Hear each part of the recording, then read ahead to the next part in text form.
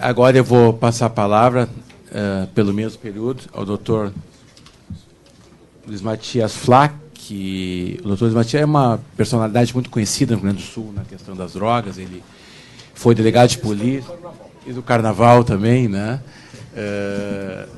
Foi delegado de polícia, juiz de direito, foi presidente do Conselho Federal de Entorpecentes, é professor, então tem uma larga experiência, um trato muito antigo e qualificado nessa questão. Vem hoje representando a Associação dos Juízes do Rio Grande do Sul. Meus cumprimentos ao Sérgio Paula Ramos, amigo antigo de tantas lutas. Meu cumprimento ao deputado Mano Sanches, a psicóloga Simone Fernandes, que nos fez uma apresentação tão interessante. E eu quero começar de uma forma bem singela, porque em relação à maconha há muita ambiguidade. Não se conhece droga que seja, ao mesmo tempo, tão saudada favoravelmente ou em termos contrários.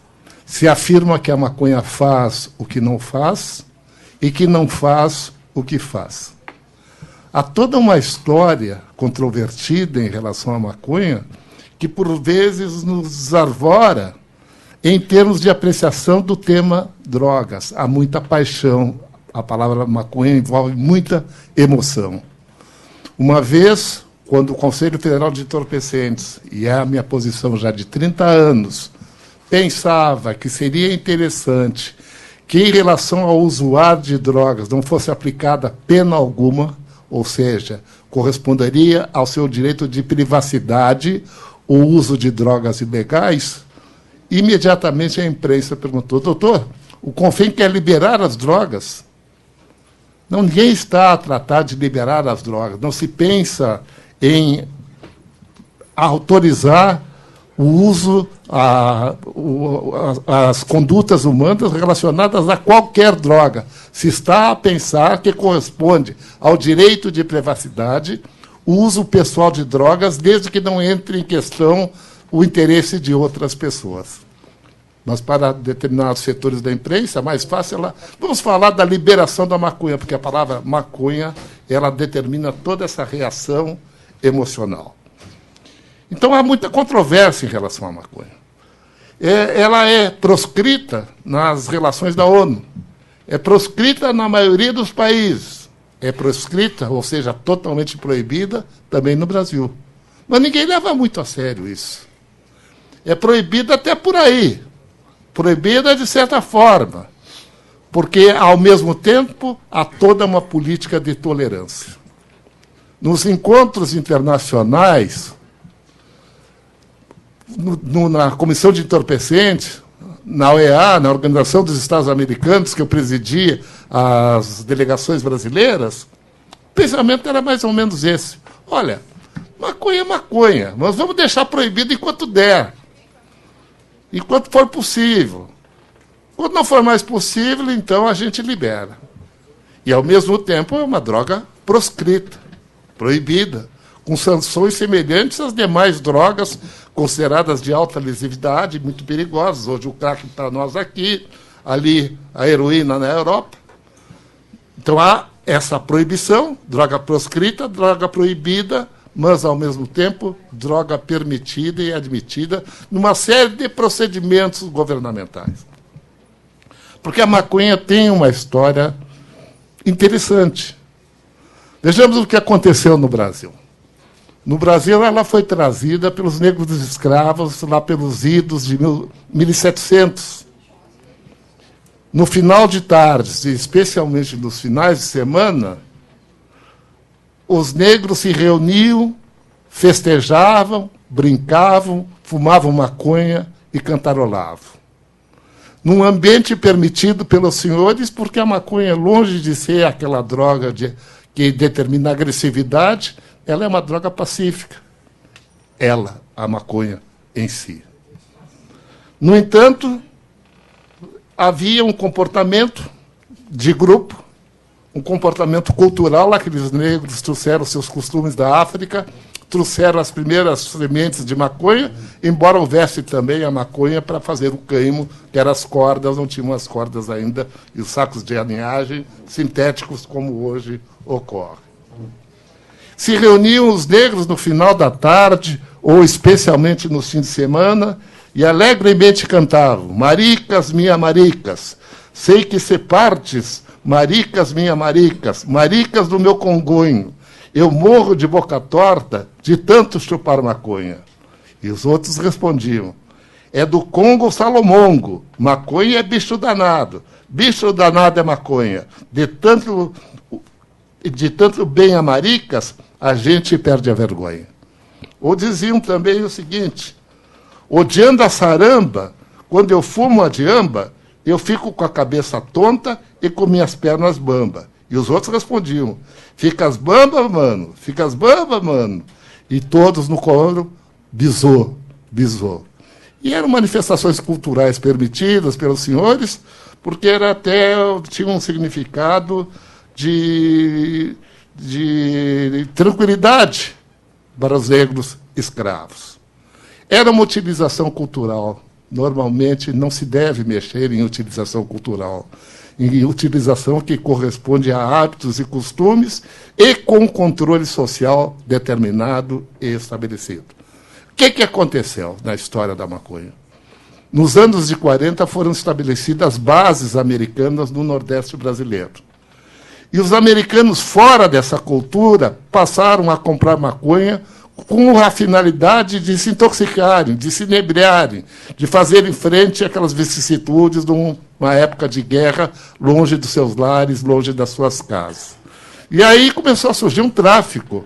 Aquilo que era coisa de feira, que era coisa de raizeiros, que vendiam o fumo da Angola, ou o fumo bravo, passou a determinar um tráfico interessado com comercialização no sentido de se aproveitar dos americanos. Tanto é que, por muitos anos, por dezenas de anos, até nós temos policiais aqui presentes, aquelas quantidades de venda da maconha, que era um enrolado da revista Seleções, da Reader's Digest, e ao final eram fechados, dava para 5, 6 fininhos, aquilo por muitos anos foi chamado de dólares. Os dólares como uma quantidade de venda muito característica. Por décadas foi assim, meu tempo de policial foi assim. Com essas circunstâncias novas, a maconha passou a encontrar muita oposição e uma representação social muito repressiva. A maconha passou a ser coisa de marginal, passou a ser coisa de malandro, de zonas periféricas da cidade, e imediatamente se estabeleceu todo um desvalor em relação à maconha. E esse sentimento, daí vemos de novo a duplicidade, esse sentimento muito persiste no Brasil, embora tenhamos paralelamente a redenção da maconha, que foi o movimento hippie. No movimento hippie, entre outras manifestações da sua contracultura, a maconha passou a ser uma droga integradora, uma droga do bem, uma droga natural. Ao mesmo tempo, nós tínhamos as drogas psicodélicas, como o LSD, mas logo o próprio movimento hippie entendeu que as drogas psicodélicas eram muito mais perigosas do que a maconha nos seus efeitos. Por isso nós temos, nos Estados Unidos e no mundo, muitas pessoas que descreem dos efeitos maléficos da maconha. E por que isso? Porque estão em terceira geração, após o movimento hippie, para exemplificar, final dos anos 60, anos 70, estão na terceira geração e são pessoas que desenvolveram suas atividades pessoais, profissionais, de forma eficaz, e hoje decidem os destinos do mundo. E são pessoas que dizem: olha, aquilo que disseram que ia criar impotência, porque prejudicava os hormônios, testosterona, não aconteceu. Eu fui uma pessoa válida, um cidadão válido, me formei na faculdade, desenvolvi tarefas. Assim aconteceu do pai para o filho e para o neto.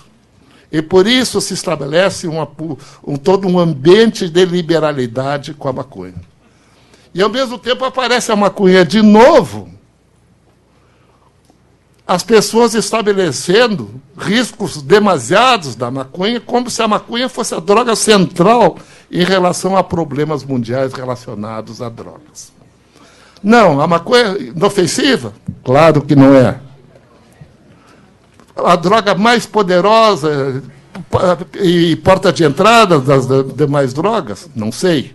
Às vezes, determinadas coisas, por serem repetidas, ficam como verdadeiras. Que a maconha é porta de entrada. Eu tive o meu guru, o professor Claude Olivier, que dizia, olha, quando dizem que é porta de entrada a maconha, eu me lembro muito da Loteria da França. A propaganda da Loteria da França diz assim, ó, toda pessoa que venceu tentou a sorte. Toda pessoa que foi premiada tentou a sorte. É um falso silogismo. Não significa que toda pessoa que tentou a sorte ganhou na loteria. Então, a afirmativa normalmente é o seguinte, não, as pessoas que são usuárias de drogas referem ter fumado maconha antes disso, como se fosse uma decorrência obrigatória e determinante daquela utilização da maconha. Então, nós temos hoje que pensar algumas coisas. Me foi dito hoje, pela colega Simone, com muita adequação, que o usuário de droga não pode ser punido. Não é por bondade, não é por benevolência, e nem pela afirmativa vazia de que todo usuário de drogas é um doente. Não é. Felizmente, a maioria dos usuários de drogas, ele pode ser leviano por consumir uma droga ilegal, mas não é dependente de droga, nem vai se tornar dependente de droga. Felizmente. E claro que há os dependentes em drogas, e em relação a esse, sim, há uma exigência em relação ao estado de tratamento, de educação, uma vez que não foi alcançada a prevenção. Mas, mas aí vale para todas as drogas psicoativas. É um direito à privacidade, é um direito à personalidade, o uso de drogas, desde que não crie. Assim vale para as demais substâncias psicoativas, que não são proibidas por lei, não são incriminadas pela lei. Isso vale para o cigarro, vale para o álcool, vale para outras substâncias psicoativas. A criminalização do uso pessoal de drogas é um equívoco histórico extraordinário. Não bastasse o preceito constitucional, é um desatino se dizer que o Estado está preocupado com o destino do usuário de drogas e, ao invés de protegê-lo, estabelece sanções em relação à sua liberdade pessoal. Se diz, como se fosse uma grande coisa, que a Lei 11.343, essa nossa lei vigente de drogas de 2006, tirou do circuito a pena de prisão. Meu Deus do céu, imaginar ainda para o usuário de drogas, numa ideia de proporcionalidade, que seria medida adequada em relação ao enfrentamento do uso pessoal de drogas, com aquela crença que proibindo e estabelecendo penas muito severas, nós vamos dissuadir as pessoas da ideia de fumarem maconha ou usar drogas proibidas. Um equívoco demasiado. É claro, como disse o deputado Mano Chaves, os nossos presídios são desastrosos. Também é isso. Mas não é caso de presídios. Nós não vamos botar um policial ao lado de cada cidadão e ao lado de cada cidadão que for colhido com uma substância proibida, encaminhá-lo à prisão. Olha, a Lei 11.343 estabelece penas alternativas, que não correspondem à prisão, mas são penas. São penas. Advertência, prestação de serviços à comunidade, medidas educativas, medidas pedagógicas, são penas por um período determinado, mediante regras estabelecidas, são penas. Nós temos agora um projeto de lei ainda que pretende criar novos embaraços, como cadastramento para o usuário de drogas, aumentar as penas, no sentido de agora se colocar como penas também restrição de frequentar determinados locais, se manter em casa, as penas restritivas de direitos, que atualmente na lei estão em 5 meses, passam para 10 meses e na reiteração para 24 meses. Não, vamos de novo. Vamos de novo achar que nós estamos enfrentando o problema das drogas com medidas proibitivas, restritivas, de interdições. Nós temos que pensar em coisas mais importantes, mais significativas. A repressão é um dos ângulos do problema, sem dúvida. Mas devemos enfrentar a criminalidade organizada, aquela que cria efetivamente problemas sociais importantes, a ponto de bens jurídicos serem erigidos como indispensáveis à vida coletiva. Nem é a questão mais importante a repressão. Muito mais importante é prevenção, tratamento, recuperação, ressocialização dos dependentes, e em que estão significadas as nossas maiores esperanças na questão das drogas. Que a maconha não faz bem, que é uma droga branda em relação a outras, por exemplo, aí nós temos uma visualização do que aconteceu em Portugal. Se cita como importante o fato de Portugal, em 2001, em plebiscito. Em plebiscito foi determinada que não mais se aplicassem penas para usuários de drogas. Nós estamos no ano da graça de 2013. E alguém diz, mas aumentou o consumo de maconha. Pode ser.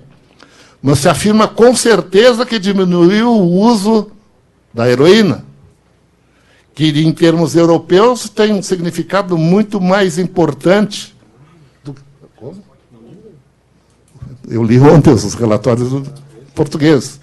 E não se poderia afirmar que seria a autoafirmação do governo português, na medida em que nós tivemos modificações políticas em Portugal.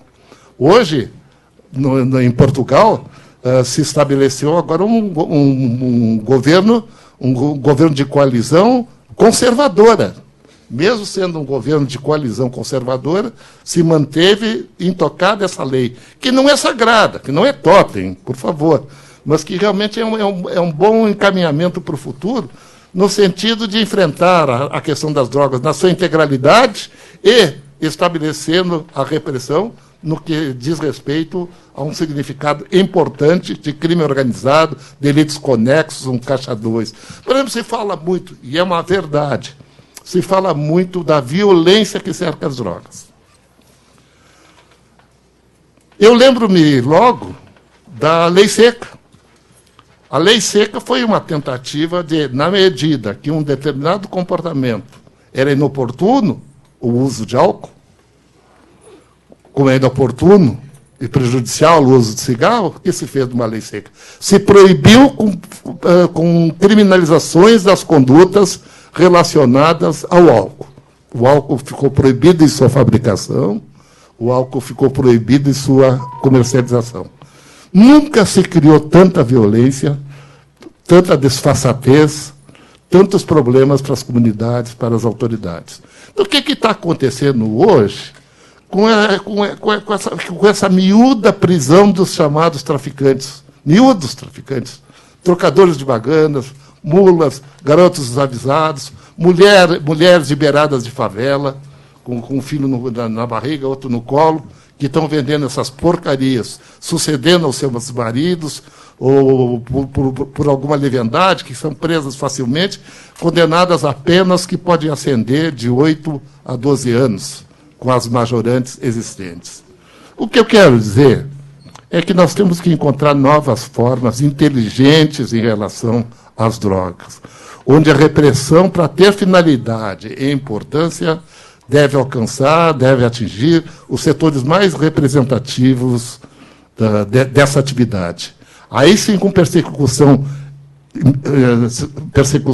completa, efetiva, abrangente, especialmente nessa economia subterrânea estabelecida pelo verdadeiro tráfico de drogas, lavagem de dinheiro e delitos conexos. Há uma ideia que eu não encontro como se sustente. A proibição diminui o consumo.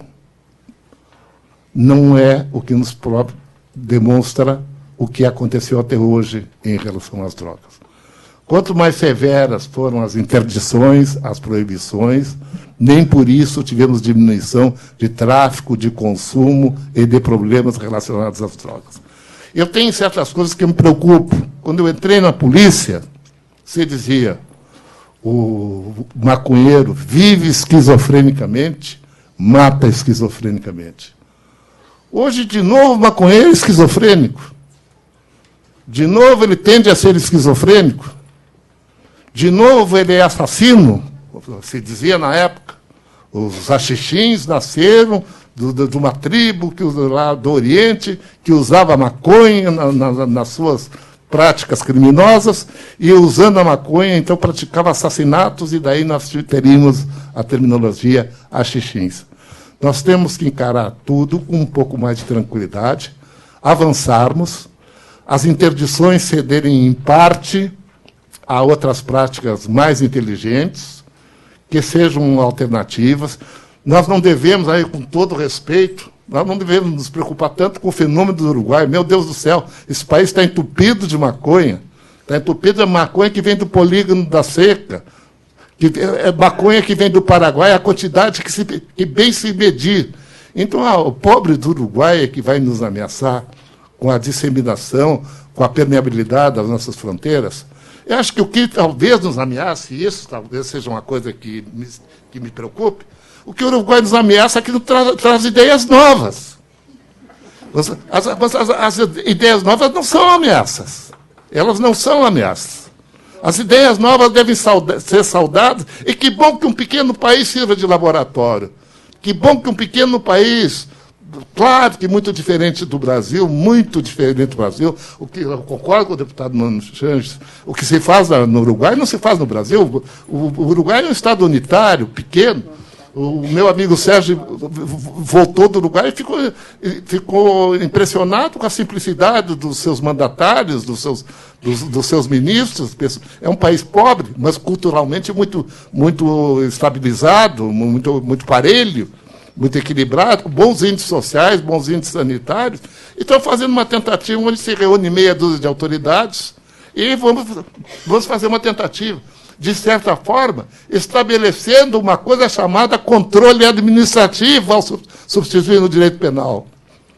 Todos nós sabemos a falência do direito penal. O direito penal não regula a vida em sociedade, a não ser na defesa dos bens jurídicos fundamentais à proveitosa vida em comunidade.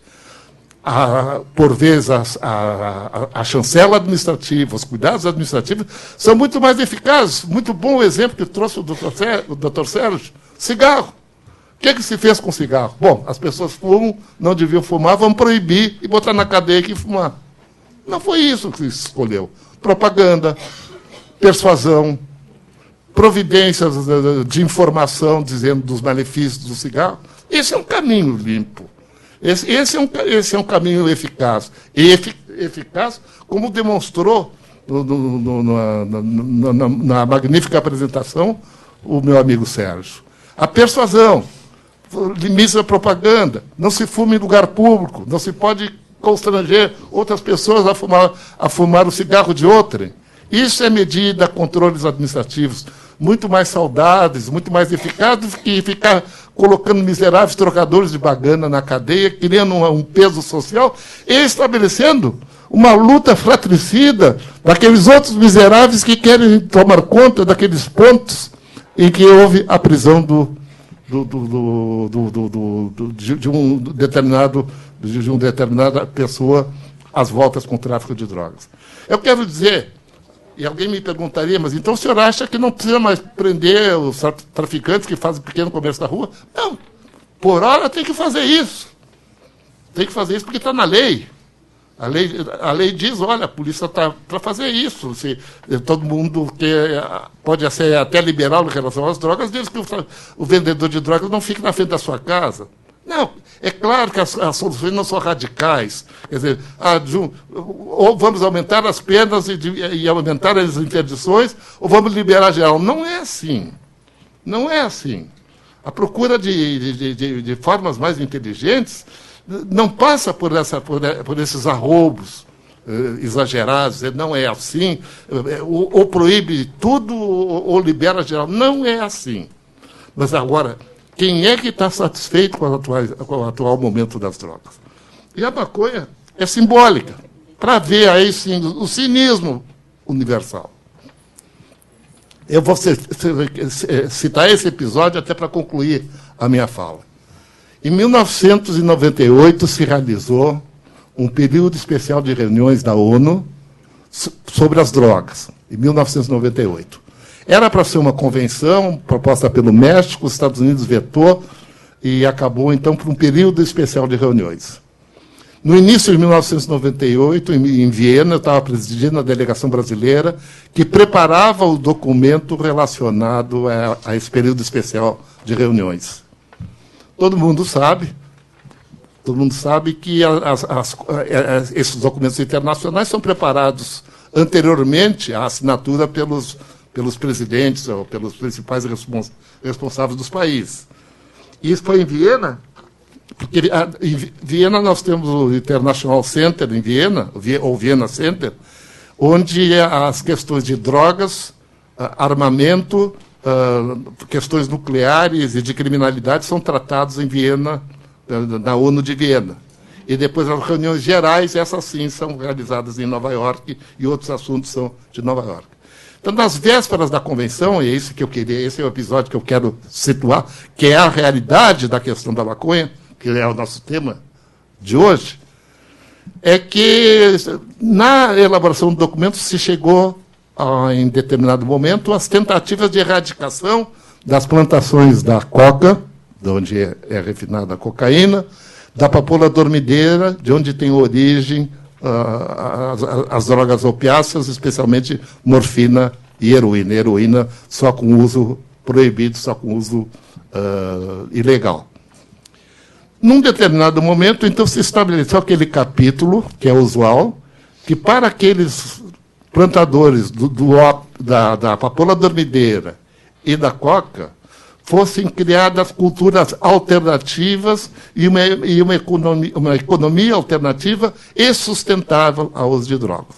E aquelas populações pobres pudessem substituir por outras culturas subsidiadas pelos países desenvolvidos, substituindo a produção da papoula dormideira ou da coca.